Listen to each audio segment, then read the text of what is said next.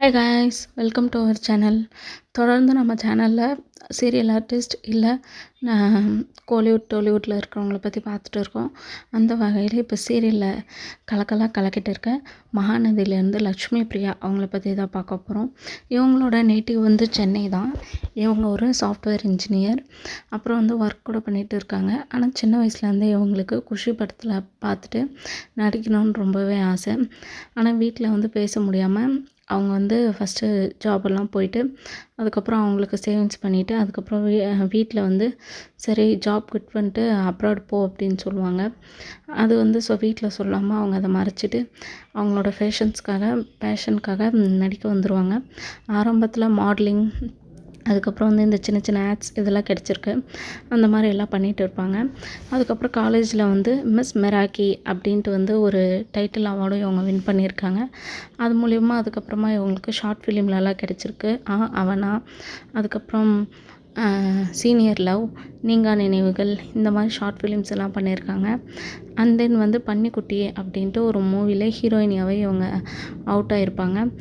And then வந்து road trip, 10 தலை, வினையேற்று, இந்த மாதிரி வந்து ஃபிலிம்ஸில் எல்லாத்துலேயுமே வந்து எதிர் வினையேற்று இந்த மாதிரி ஃபிலிம்ஸில் லக்ஷ்மி பிரியா ரோல் பண்ணியிருக்காங்க. ஆனால் வந்து இவங்களுக்கு எதுலேயுமே பாப்புலராக ஒரு பேர் வந்து ரீச் கிடைக்கல.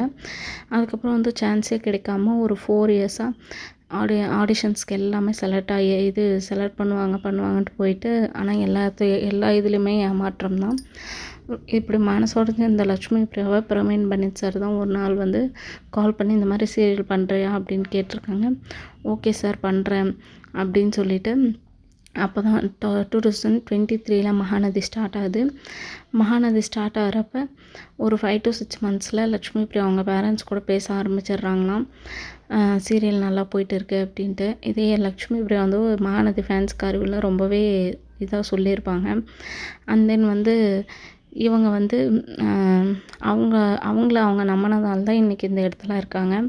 இதுதான் உண்மையான விஷயம். எதையுமே நம்ம உண்மையாக சின்சியராக பண்ணால் அது நம்மளை கைவிடாது அப்படின்றதுக்கு அடையாளமாக லக்ஷ்மி பிரியா இன்றைக்கி நிற்கிறாங்க.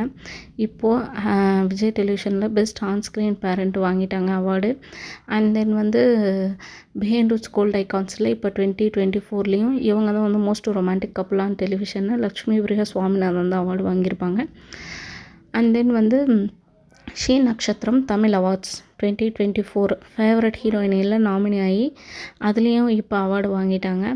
ஸோ வந்து இதில் என்ன நம்ம புரிஞ்சுக்கணும் அப்படின்ட்டு பார்த்திங்கன்னா, ஒரு பொண்ணு வந்து இந்த விஷயத்த பண்ண முடியாதுன்னு வீட்டில் இருக்கிறவங்களாகட்டும் இல்லை வெளியில் இருக்கிறவங்களாகட்டும் எதிர்த்தாலும், இல்லை நம்மளால் முடியும், நம்ம செஞ்சு காமிக்கணும் அப்படின்றதுக்கு எக்ஸாம்பிளாக லக்ஷ்மி பிரியா இருக்காங்க. அவங்களோட அவங்க நினைக்கிற எல்லாமே சக்ஸஸ் ஆகணும்னு நம்ம சேனல் மூலிமா வாழ்த்துக்கிட்டு இதோட இந்த வீடியோவை முடிச்சிடுறேன். தேங்க்ஸ் ஃபார் வாட்சிங்.